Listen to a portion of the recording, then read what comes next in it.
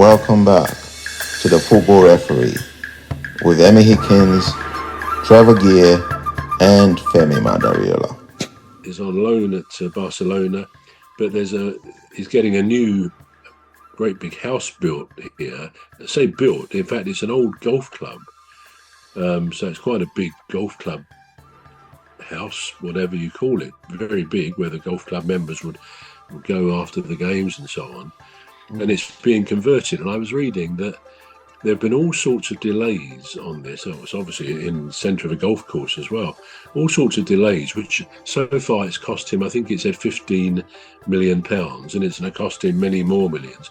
Well, of course, all it really does to the reader is, once again, to reinforce just how mega rich these footballers are. Now, probably, I don't think we begrudge people, don't begrudge anybody making as much money as they can in their life. You know, I'm all for hard work, and people who achieve, we should all be admiring that and aspiring to it, a bit like they do, I think, in America. Not so often the case here, it seems. But, it reminds us just how rich these players are. And, of course, when they've got those resources, when nothing is beyond their capability of either buying or doing or whatever, it must impact on somebody's psyche and their ego and all sorts of other things. Now, many players handle it well. We don't have, discussions or comments they're making like Rashford makes about Manchester United. I would have thought he will be much better served keeping a low profile on what's going on in his life. Don't start backtracking and criticising a club that's done so much for him over the years, made him what he is, into a very good footballer.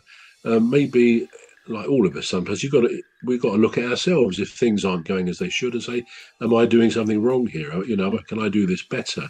But it's not for me to tell him what to do. But I just often think he's not perhaps got the best advisors around him, or perhaps his family. Perhaps he's out in Spain most of the time, and that's not helping him. But so for me, Marcus Rashford, I would not be including him in the England team. I was surprised that Tuchel did pick him almost probably in his first team selection. No one's saying he's not a good player or of international quality, because he can be. I just think he has too many things affecting him in his game, which are not necessarily to do with football.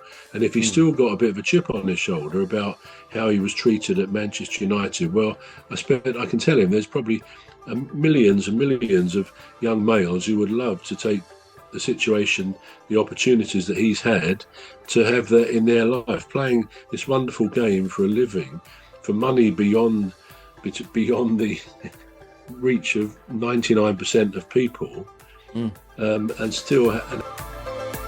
We're going to take a short break now. The Football Ref will be back shortly.